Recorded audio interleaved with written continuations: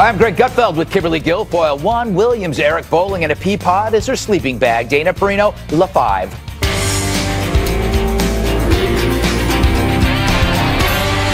I eat there all the time. Oh my God. Welcome back to the latest episode of... Oh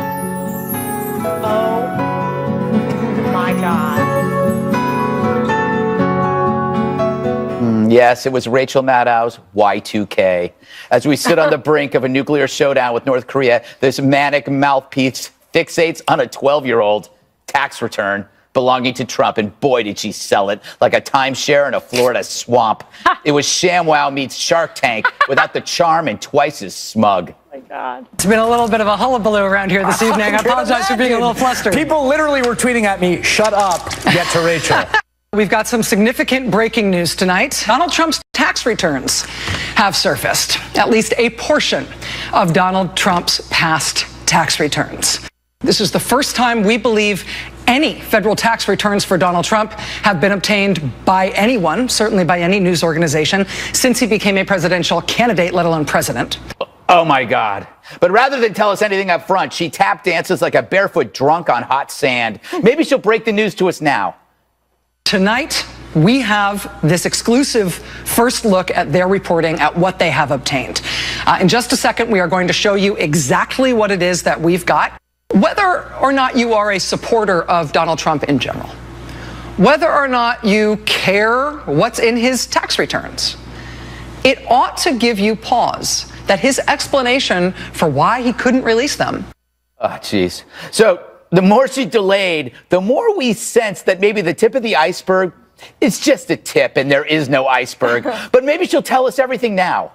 Is he not as rich as he says he is? Is he not as charitable as he says he is? Was he in fact under audit when he was using that as an excuse to not release his tax returns? Was that worse than just a bad excuse? Was he really being audited?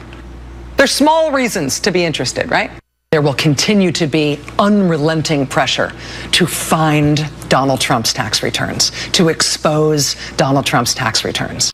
And I am sure it is only the start, but it's a start. And our little piece of it, we just got it. We'll go through it next. Next. What is wrong with her? A hybrid of Alex Jones and Alex Trebek, all trick, no treat. Let's give her one more chance.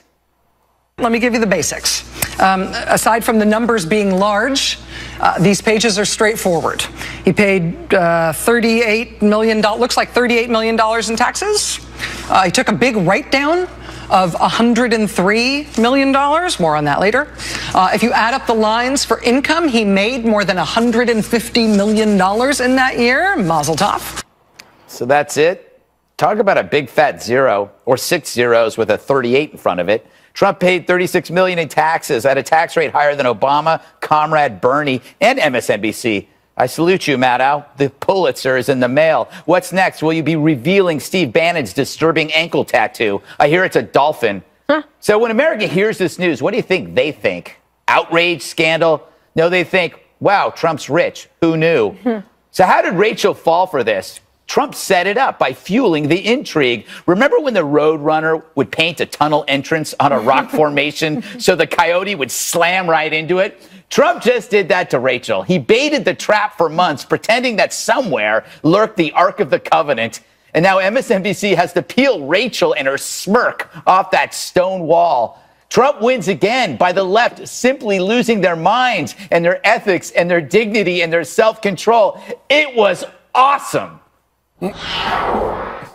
So, Eric. Thank you. Thank you for coming to me first. Do you think she was right to milk this for all it's worth? I think she did what she does. She was milking it. She was, as media called, she trolled everybody. Yeah. But it was hyped. I'll be honest with you. I tuned right in, at the top of the show, and I was waiting, The problem is she sold it as historically unprecedented, yes. Right? And then we get this, and in the aftermath, it's been compared to the Oscar fail by Warren Beatty. It's been compared to Steve Harvey's Miss Universe. It's been called a televised suicide career. Man. But if you look at it this way, she made the story from Donald Trump's tax returns to Rachel Maddow's massive fail. Right. The question is, was this an exquisite setup by Donald Trump? Mm-hmm. Because when you really take the tax return apart, it's great for him. Yeah. He paid 25% a rate of 25% federally. That's not state. That's not local. That's massive tax burden. Higher than Barack Obama paid, higher than Mitt Romney paid, higher, as you point out, than Bernie Sanders,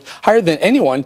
And you have to say, if it is, like you said, did Trump just paint the tunnel in the front of a rock formation? It feels like it, seems like it. I was waiting to see what the left would do, or I was waiting to see what the rest of the MSNBC crowd would do. So I got up early and I watched my friend Morning Joe. Yeah. He took the day off. So, Scarborough, good job. If you're ever going to take a day off, take this morning off. He was under his covers in his snuggie. Exactly. Kimberly, I felt bad for Geraldo because he started trending immediately. Because of Capone. They kept comparing it to the vault, and I'm going like, maybe Geraldo finally can lose the vault. It's now Maddow's returns. People were writing that on Twitter, so I was live for this national massacre. I don't know what was going on. So they said, run upstairs, downstairs, doing O'Reilly with Dana. They said, go up and do Tucker. So I sat there with one earpiece and listening to her, one earpiece listening for like the big reveal. And all my texts. And Dana's text back and forth, and we were just like cracking up. And then just waiting for it, I'm like, wow, so this is a Fox News alert. Donald Trump is really rich. I mean, I'm like, he wins again. And so then the guy that came on that was like, hey, I didn't do anything wrong. Somebody just stuck it in my box. I'm like, okay, that's like, who has like a box anyway? You mean your email? Like, how did this happen? So then he says, well, maybe it was Donald Trump who did this. Yes. He said, and he also may have leaked the nude photos of his wife to the Post. So that was the big breaking news on Rachel's show. I was like, wow, this is unbelievable to me. I loved it. Dana, she seemed a bit frazzled, and I'm wondering if as it was moving forward, she realized she didn't have anything. Yeah, and she started I got that sense. Yeah. I had never actually watched her show. Yeah. I had actually never watched an entire 30 minutes. We got to 9:38. Yeah. And Peter's like, can we go? He'd had and enough. Jasper's like, well, we got to get out of here, Mom. She really knows how to bury the lead. And you did get a sense that as she's doing, she's like, maybe no, it's not going to be that big a deal. Yeah. And but here's the thing. If the tax returns had been mailed to somebody here, Right. we'd have done the story. It might have looked a lot different. Would we have hyped it? I don't know. Maybe not as much. But, people in show business do this kind of thing. I don't think that any... Yeah, but you could sense at the beginning that it was going bad. It poorly. Because they had overhyped it so much that it was like... Wouldn't you have... You're an editor. Would you, in your former life as magazine editor, Yes. would you have led with the number? Yes. Yeah. And I said, look, and then I would have laughed about it. I don't know, Juan, was this a good idea? Should they, to lead like that? I mean. No, I was just, I didn't see the show. So I was watching your lead-in tonight here on the 5, and I was starting to yawn. It's boring. I was just like, what is going on? It wasn't boring. No, it wasn't boring. It was like crazy conspiracy stuff. No, Too. it's just I don't like like conspiracy theories on either side. I've never seen left conspiracy theories like that. At one point, I tweeted, "Who's on first?" I don't understand. Like the Russians and the Cyprus and the Cretes and the whatever. The way it struck me, it was just like blah blah blah blah, and there was no there. But I will say, to my mind, the effect. If there's a genius to Donald Trump, the genius here would be it distracts from everything else that's really going on. That's what Rob Reiner said. It also, even just staying to the tax issue, he still hasn't put out his tax. We're talking about 10-year-old taxes and just a portion that was revealed on the Maddow show. He never said that he was under audit for 2005. And this thing about he paid 25%. He paid the alternate minimum tax. That was the least he could pay. Well, everyone does, Ron. but I'm more saying, than you have to. No, but the point is... The thing about that is it's $31 million and I'm saying this guy took such a big write-off. I think he claimed millions in losses. I can't remember exactly how much. 100 million losses. Yeah, and America just saw. And we know that the New York Times had revealed some little bit of another tax return back in the 90s, and in that one, he took $916 million. This is supposed to be a great businessman. You're reaching. This is I'm not. This is what he did. This is what we know. But it's all relative. And it's all legal. Yeah. It's all legal. Yeah, but what I'm saying CNBC went after this is not the oh my God. businessman. CNBC went after MSNBC. That's like a sister going after her brother. Hey, we have this sound on tape. Donald Trump, as you know, is going to be with Tucker Carlson tonight at 9 p.m. for, I think it's a full hour, I'm pretty sure. Although Who knows? I don't want to over promote it for 24 hours. Wait, it could be historically unprecedented. Exactly. Tucker will have the first page. He has Donald Trump's seamless history, I believe. All right, so we have sound on tape of Donald Trump reacting to Rachel Maddow's so-called scoop. I have no idea where they got it, but it's illegal, and you're not supposed to have it, and it's not supposed to be leaked, and it's certainly not an embarrassing tax return at all, but it's an illegal thing. They've been doing it. They've done it before, and I think it's a disgrace. So he just comes out of this smelling like a rose. Winning. I don't think it smells like a rose because, I mean, the one thing that the left had to say about this that actually I think is substantive is, hey, he reacted right away. Apparently, the audit's not a problem, so why is he refusing to release his tax returns? Maybe he is trolling them. He just set them up. Brilliant. Yeah. And I mean, to the point of that CNBC article was scathing about what Rachel Maddow did. He said, you helped Donald Trump. What would you do if you were her tonight? You know, I wonder what she'll do. I would watch Tucker. Well, that's what I usually do. That's why I've never seen her show. You were watching me a little bit too, didn't you say? You know what this felt like, though?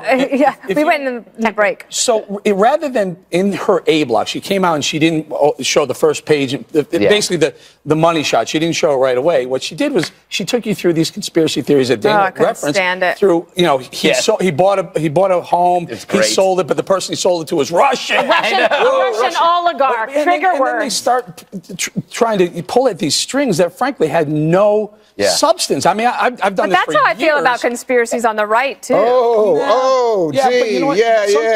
I think I hear something. But it must be the wire in my head. They don't. If you listen to everything she said with this bank, with this banker, with Kelly, brought Kellyanne Conway into this in the A block. And Wilbur Ross. Before they even tell you what the numbers are, it felt like someone had pulled her aside and said, hey, by the way, these aren't really bad numbers. And then between her getting the numbers and tweeting about it. She had to write all that stuff. She needed I did have a little flashback.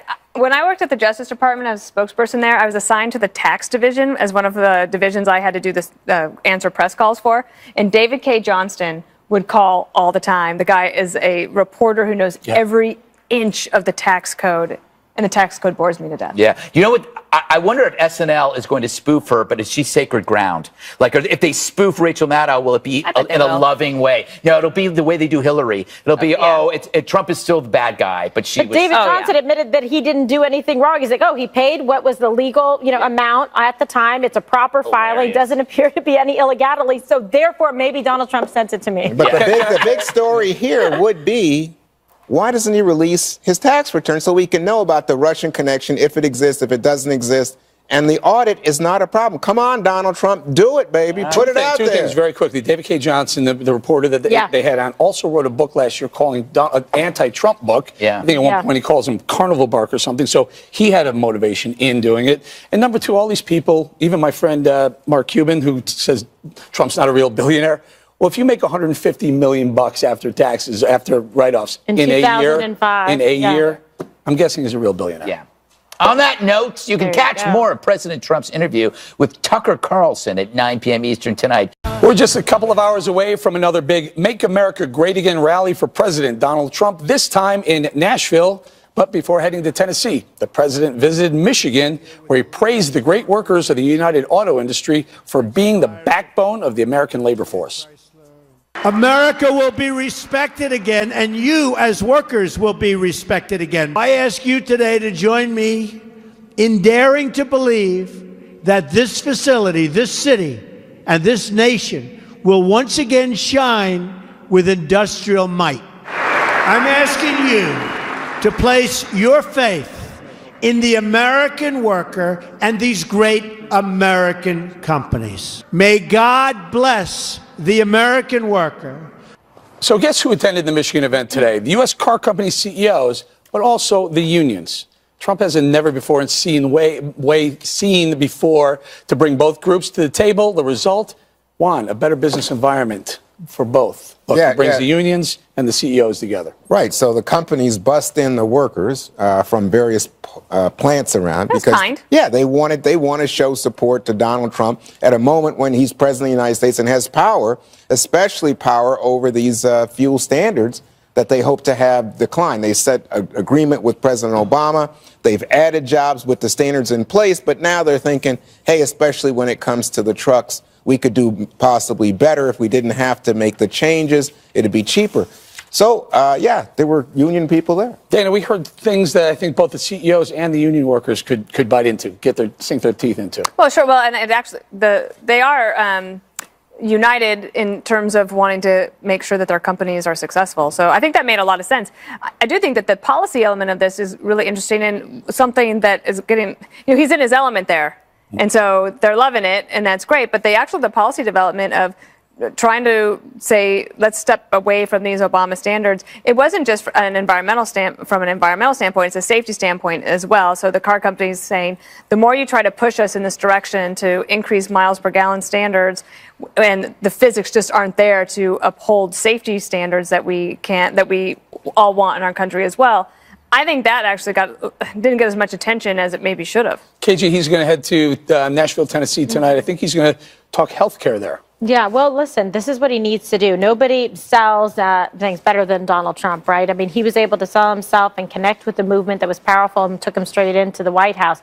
Here, he's really going to need to, ramp it up to be able to get conservatives to get on board, to get the votes that he needs. And he's going to have to use the people out there that put him in office to create a groundswell of support. I think it's a smart strategy. I also think it is a necessary strategy, and he is the best person to do that job. So, and also, I think, he really shines in terms of being able to be out in the field. He is his own best field game. You know what I think, though? I think he's going to Tennessee, Kimberly, because he's trying to demonstrate that he will put pressure on Republicans who don't back him on the health care deal. That's smart, though. Yeah. Well, that's what I think. He's got to show he's going to put the pedal Turning the page a little bit? Yeah, I think, why do these rallies matter? It's because Trump is showing that if the media in the entertainment industry and academia won't afford him the honeymoon that other presidents have, he has to make his own honeymoon. Like, remember, Obama never had to do this because he had a built-in honeymoon. It was called the media. He didn't have to. It was the whole time. Yeah, he didn't have to please the American people. He had the press in his pocket. And the other good thing is you're seeing a transformation where, compare this block to the A block. This is about fun, and the A block was about fear. So Trump makes the opposition scream and panic. Meanwhile, the Republican Party, for once, is having fun. So one side is fun and the other side is fear. Yes, because Juan, in this case, look, typically a Republican president would go in there and he would be loved by the CEOs and hated by the United Auto Workers. Then a Democrat would go in and be loved by the United Auto Workers and disliked by the CEOs. Here's a guy who can go in there and be liked by both. I do believe that President Obama went in there and not only got GM and Chrysler out of bankruptcy, so he was loved by the CEOs, he was also loved by the workers. Well, and don't don't forget, auto workers got the deal. Shareholders I'm just telling you, didn't. The CEO, he saved their hide, and the unions added jobs. How about the people who were behind the CEOs, the investors who got smoked in the auto bailouts? How do they get smoked? Bondholders got destroyed. No, they got a lower cut. They got destroyed. They got what they call a haircut. I think that's the language. No. Yeah, they got a serious cut.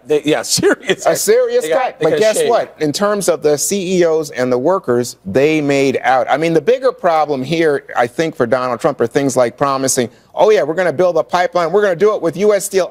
Hold on. No. We're not going to. You don't have to use U.S. Steel. It's the same thing with the coal miners. Oh, yeah, we're going to go in there. We're going to return your jobs, coal workers. Meet Greg Gutfeld and automation coal miners. Did I miss the memo? Did he say you don't have to use American That's right. pipe? Yeah, you might have missed the memo. I think I did miss that memo. Any final thoughts? I would say that presidents that go out and try to campaign for their policies are making good choices. And interestingly, like President Obama gave 58 speeches on Obamacare the year before it passed. He had to get out there as well and try to sell it. Though the media might have helped him, but he still had to lean on those members of Congress in order to get the votes. And celebrities. Bush had to do it in 2001 in order to get the Bush tax cuts. He tried in 2005 on Social Security, and the members weren't there. And so President Trump has to keep these members all together, and pressure on them, I think, is smart. Okay. At this point. We'll leave it right there. Are Democrats becoming a party of extremists? Yes. Well, according to an article in Politico, they just might be. Quote, in the nearly 2 months since President Donald Trump was sworn in, a self-described resistance has emerged at mass marches, energetic protests, and raucous town halls from coast to coast. Will the resistance become the left's counterpart to the right-wing Tea Party? The resistance is starting to force the Democratic Party toward its extremes and away from long-held norms of bipartisan give and take. Need more convincing? Here are some examples of the hysteria from the left. I think that if we do the investigations, that we will find the connections, and I do think that impeachment will be necessary.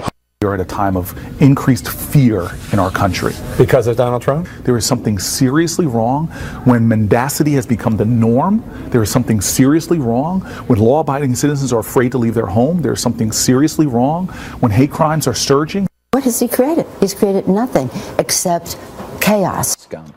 All right, what a hit parade that was. Okay, so if only that was recorded. Okay, Greg, care to repeat what you just said? I was talking about a certain person that betrayed a friend. Cory Booker betrayed Jeff Sessions when Jeff Sessions was up and actually tried to stop him after claiming he respected him. So I have no respect for Cory Booker. And I added that to what end, because he was going to get confirmed anyway. And he was co-sponsoring a bill with Sessions. Yeah, it was just disgusting. But you know what? I added it was inexcusable. But let me get to an extremist is someone who recasts violence as protest. And that's what you're seeing right now, that somehow the same people who think words are harmful are now making an excuse for physical violence, as we've seen at various colleges where a professor is sent to the hospital with a sprained neck. And this all starts with the antipathy towards civil society. Once your party becomes the party of anti-law enforcement and you embrace the politics of looting and rioting in New York City and Oakland, you elect Trump. Because Trump became the law and order president. So it's on you. The more extreme you get, the more the Republicans win. Can I just add, though, that you can keep that extremist group small if you don't give them any fuel. Yeah. And this Obamacare debate is, unfortunately, Ryan Care debate is giving the extremists. You just got off your talking point. Well, no, but here's the thing. So these town halls, right? They're organic, they're real, but they would die if the Republicans came with something that was better than Obamacare. But what they're basically doing is they're giving the extremist left the same thing you gave the Tea Party, something to fight for. Right? That's what those town halls were for in 2009, 2010, and that's why the House flipped. Take that out. Get that fuel out there. Douse that fire with some good, real conservative health care. But they're going to protest more conservative. I don't think they will. Yeah. If it works, if it brings their prices down, at some point they're going to go, wow, I have a better insurance bill now than I did before. I'm not going to protest this. But right now, that's not the case. So, Dana, what do you think? Is it the counterpart to the Tea Party? Well, it depends on if they can channel something into policy rather than just the personal. So they can't stand the person who became president, and they haven't been able to rally around one specific policy. So like the Tea Party was really focused on Obamacare, and there's lots of other reasons for that group coming together, but that was their focus. They weren't successful in denying its passage, but no Republican voted for it, and I think that was important. But you also really see this in academia. And even the left is concerned. So the elder statesmen of the Democrats are concerned that they are just ruining their opportunity to have a seat at the policy debate because they're so crazed with anger that they can't funnel it into something productive. Juan, when you see the people that have become sort of the face and the branding of the left, of the Democratic Party, you saw in that clip there, Maxine Waters and Nancy Pelosi and Chuck Schumer and Cory Booker. I mean, what does this give you cause for concern for your party? No, I mean, those are good people. I like those people. I mean, the problem that exists now is so similar to, I think, what Republicans went through with the Tea Party, in that, you know, if you ask John Boehner, if you ask Eric Cantor about the Tea Party initially, oh, yeah, we can deal with it. You know, we like it. They're galvanizing opposition to Obama, opposition to the Democrats. We won back the House. We won back the Senate. But pretty soon, oh, my gosh, they're overrunning the party's generals. But Juan, yeah. They aren't beating people up. They aren't destroying property. No, they aren't threatening. They aren't threatening people's lives. I mean, I know. I remember everything about the Tea Party. Okay, well, because I was obsessed with it. The charges were that they were, you know, spitting on people. They didn't touch anybody. I don't know. They didn't touch anybody. But I'm saying you can't find it. No, I'm just No, he's telling confusing you with Occupy Wall that is Street. that is what the charge was against the Tea Party back But they then. couldn't. They had had signs. They said they were terrible misreported people. it. Remember Fine. MSNBC? You are just pretending- being defensive. No, I'm actually being honest. I don't think this. Okay, bring the evidence tomorrow. I'm not. please, So Juan. I'm just saying. People say this. I don't. If you can Who say are the people? Occupy Wall Street, you want to say Occupy Wall Street? And Yeah, those who assaulted people, I'm talking sexually about assaulted, these people who are defecated right in now public. They were upset. radicals. I'm saying these Destroyed people who are bathrooms. upset about Trump and who I think are creating a Tea Party-like mechanism, political mechanism on the left. And the question is, can they help Democrats actually win seats? Because that, whether you like the Tea Party to the right or not,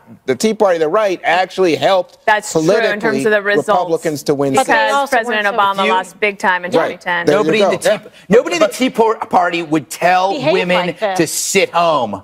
To go home as a form of protest, a one-sided holiday. Nobody on the Tea Party would do that. That's extreme. Telling half of the population not to go to work The Tea and Party- jeopardize their careers. The Tea Party Agreed. wouldn't have flipped the House if their sole mission was we don't like Obama. Right. They had the fuel. They had But the vehicle to do it with Obama. And the left tried to paint them as being just against Obama. Right, but we knew it was all about the policy, and that now you can't give the left Well, Very I see, I different. left, think- what do you call it? The coffee? The opposite of the The Tea coffee. Party. They're making the left You call it the tattoo. Pea Party because don't- all they do is pee. Exactly, the Tea Yeah. Party. Well- Don't give them the vehicle. Well, they have the vehicle now. It's too late. They've gone Not too too far late. for the left. No, they'll fracturing they'll crash the vehicle. They'll climb on top of it and I'm about smash to- the windows. You're just I'm about to wishing. crash this commercial break. New developments on President Trump's wiretapping allegations. Leaders of the House Intelligence Committee say they've seen no evidence that President Obama ordered wiretaps on Trump Tower during the presidential campaign. The committee is investigating the wiretapping charge as part of its probe into Russia's alleged meddling in the election. We don't have any evidence that that took place. I don't think there was an actual tap of Trump Tower. Thus far, we have seen no basis for that whatsoever. President Obama wouldn't physically go over and wiretap Trump Tower, so now you have to decide, as I mentioned to you last week, are you going to take the tweets literally? And if you are, then clearly the president was wrong. But if you're not going to take the tweets literally, and if there's a concern that the president has about other people, other surveillance activities, looking at him or his associates, either appropriately or inappropriately, we want to find that out. But President Trump is sticking by his wiretapping claim. But wiretap covers a lot of different things. I think you're going to find some very interesting items coming to the forefront over the next 2 weeks.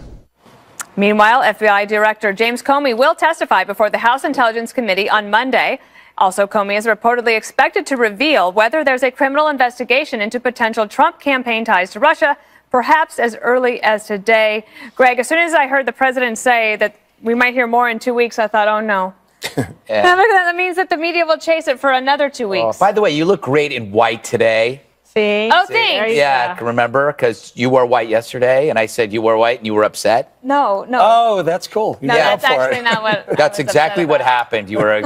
You cried during the break, and it was embarrassing. Look, you know I the. wish I could cry because my dry eyes are bugging me. See, she's crying about her eyes. The left and right are on equal footing here. The left thinks Putin rigged the election, and the right thinks Obama bugged Trump. So have an investigation simultaneously on both and have Judge Judy oversee it. But does the great right idea. really believe A that people's court. President Obama ordered wiretapping into Trump? Like, I don't know if the right really believes that. So, look, I've been taking the task for defending Donald Trump for a lot of things. I will tell you, I never took it that President Obama walked over to Trump Tower and wiretapped the Trump Tower. Nor did I take it that he demanded that the Trump Tower get wiretapped. What I do think happens, and we know, first of all, that Trump Tower was surveilled. To what extent, we don't know. We still need to find that out. Who was surveilled at Trump Tower? Allegedly General Flynn, maybe others as well. We'll find out that as well. Let's find out why. It had to be ordered by somebody if it was done legally, had to be from the FBI, CIA, Justice Department. And if they did, why did they choose to do that? Was it at the behest of the president? And I think that's where Donald Trump is going with it. And I think that's where he's getting in trouble because he's named, Obama rather than saying specified, yeah. the Obama administration. Well, yes, precision is important if you're going to make an allegation like that. And Kimberly, if the White House also asked Congress to investigate. So then you put it into the prosecutor's lap, in this case, the chief intelligence officer, to do an investigation. And so Devin Nunes comes out today and says, I don't see any of that. Right, but he also said that communications from Americans, including Trump, it could have been picked up from ongoing surveillance of foreigners. So perhaps there was, and when I was trying to describe this before, like last week, more of an incidental collection in a larger net that was cast in terms of that area and might have been picked up if they were surveilling foreigners. Now, isn't that convenient, right? I mean, it looks suspicious. It sounds suspicious. That's why there has to be an investigation here, but there has to be some clarity and some closure on this because it's a very serious allegation. And you do want to know if perhaps something like this was going on because it would be, a huge problem. You want to know who ordered nature. it. That's the point. You want to know who went to the FISA court to order it. What was Which the genesis the president of it? could find out if he were to ask them, right? Instantly, he has the right. If he wants to reveal if there was a FISA order, he can do it. But if there wasn't, that's even more problematic. Well, but there's no evidence that anybody was being illegally wiretapped, Eric. And so you guys, I mean, it looks to me like on this, snowy day in New York, you guys are like on a skating rink, trying to get your balance and make excuses and skating around. But what do you you're mean? not, because you're all trying to make excuses for the fact that the president of the United States made this outrageous allegation, and even Devin Nunes, head of House Intelligence, who was on the Trump transition, is forced to come out today and say, we don't see any evidence of this. Was there surveillance on Trump Tower? Can we agree on that? We don't know. Well, hopefully we'll get more clarity because there will be that hearing on Monday, as well as Neil Gorsuch, the Supreme Court nominee. So I forgot about him. I forgot about him. He's been just shaking. The New York Times didn't forget about him. They wrote a piece about him today. But we're going to have more about that, of course. Is Joe Biden changing his tune on President Trump? You may recall during the campaign, the then vice president took shots at then candidate Trump. And just a few weeks ago, Biden also warned the new president about taking on the media and criticizing judges. But yesterday at a press conference at the University of Delaware, the former vice president was asked whether President Trump deserves a chance to govern. First of all, I really like Joe Biden. And I think here he's just being honest and decent and saying, give him a chance to govern. I think that, he's acting, vice presidential, right? I mean, he's being reasonable, and I think people should. They're so busy being hysterical that they're losing any kind of credibility in the arguments that they're making because mass hysteria has erupted, 56 some days into this administration. Well, Eric, he's not asking for him to go out to the schoolyard, which is what he was asking. He said he would beat him up but you know what, Joe, I agree with Kimberly. For a long time, we've said Joe, you know what Joe is? Joe Biden is the anti-Hillary Clinton. Yeah. He's real. She was completely fake. He would have done a much better job running for president. Big time. And there's proof right there. I mean, they should have ran him. I love that comment. He's a great guy. You guys would have gone after him as Uncle Joe. That is not true. Do you not remember what we said on this show? We've always let me hear from Dana. What do you think, Dana? Well, I think he's a gentleman, a public servant, and a patriot. And also, President Obama is trying to do what he's seen President Bush do, which was to be quiet and to give his successor a chance to settle in, and we'll be there on the other end of the phone, well, maybe not by wiretap, if in case there's any advice needed. But I also think that Joe Biden is one of the party elders who is concerned about that left fringe that is growing and that they are not going to be able to win elections if they continue down that road. Yeah, I think that's the key point on the Tea Party stuff. So do you like Biden? Or that was my point. The thing is, he is a relic of the past, and that's why he probably didn't run because Hillary was all about identity politics, cheering on victimization. I never really saw them do that. And what were the three things that catapulted Trump was patriotism, national security, civil behavior. Those are all bad words on the left. They're very anti-law enforcement. They think you have to be stupid to be proud of America, and he's a relic when compared to that. So now I've said this before. The Republicans went in the opposite direction. They chose a centrist and not an ideologue. The Democrats are facing the same choice. And I've said, do they go and embrace a Jim Webb, or do they go real left and become Jim Jones? Well, that's the problem. They're going left. And they pushed Hillary because they wanted the first female president, and they could have had a strong run with Joe Biden. They blew it, and he also loves to do midnight swims. Wow. Well, it's widely All of a reported. sudden, it's St. Joe here at Fox News. One more thing. You love them when they lose. OMG, Dana. All right, so we talked a lot about this winter storm that hit the East Coast. But I want to bring attention to the wildfires of Kansas, Oklahoma, and Texas. They've been raging all last week, destroying hundreds of thousands of acres in those 3 states. The ranchers are now returning home to survey the damage. There's a lot of it. The governors have declared states of emergency and disaster in their own states. As they come back, listen to what some of these ranchers have found. I had less than 3 minutes. That wind was blowing probably 60 or more. Got in my pickup and was able to get out of there. And just that quick, everything is engulfed. It's a war zone. The gentleman I delivered today, he lost about 35 cows and about 20 calves, and he lost all of his pasture, his fences. It's pretty devastating to come home, find your home gone, or find your work gone. And all of those people so stoic and facing this very real problem, so keep them in your thoughts and prayers. Absolutely. Eric. Okay, so we heard President Trump today talking to the U.S. auto industry. Take a listen to this soundbite. They explained that the previous administration promised you a so-called midterm review of the federal fuel efficiency standards. Just days before my inauguration, the previous administration cut short the promised midterm review in an 11th hour executive action. Today, I am announcing that we are going to cancel that executive action. Okay, here's why this matters very quickly. It's called CAFE Standards, Corporate Average Fuel Economy. President Obama signed it so that by the year 2025, average miles per gallon for a U.S. vehicle had to exceed 50 miles per gallon, up towards 54 miles per gallon. Heritage Corporation scored it, and they came back with this number, $186 billion per year to the American consumer. $186 billion. That's why it matters to roll back that regulation. All right. Well, you know, we all know about big moments between, let's say, between Biden and Obama. But check this out, you know, because everyone loves Biden-Obama memes. Well, apparently Joe did too. Yesterday it was revealed his favorite meme is one where the former VP is expressing his love for Obama. One of the most popular funny captions that's been invented says, "See, doesn't this feel right? Joe, I'm not leaving my wife for you." And then Joe says, "You said we'd be together for," and Obama says, 8 years. I said 8 years. Gee whiz, still waiting for Trump-Pence memes to emerge. Well, you know what? That was really entertaining, reading memes. All right. A big time. I hate these people. Aside from people reading memes, you know who I hate? People in yoga pants not doing yoga. People wearing yoga pants at the airport. People wearing yoga pants when they're shopping, when they're drinking. Yoga pants are for yoga. And you know what I also don't like about yoga pants? That the people that wear them are usually hysterical over the environment. Well, get this. You know what yoga pants? They're made primarily of microfibers, plastic, which actually harms the sea life. Little fishes die because of your yoga pants. Oh, my God. So if you are into the environment, Miss Yoga Pants, take off your pants and wear some cotton and save the darn country, to save the world.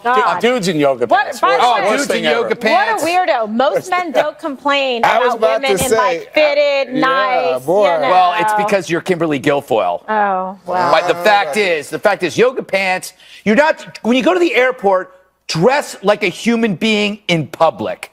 Wear pants, wear a jacket, wear a shirt. You're not going to the gym. Wear some shoes and don't bring a giant pillow. And don't have a man bun. All right, that's it for us. They're yelling at me. Oh, man buns. I hate man buns and memes. Special report is next. Don't miss Bret Baier's exclusive interview with Senator Chuck Schumer. Yes, we've been waiting for that. He's going to cry. I think Chuck's going to cry. Chuck's going to cry. Directly ahead. Are you still on? And there's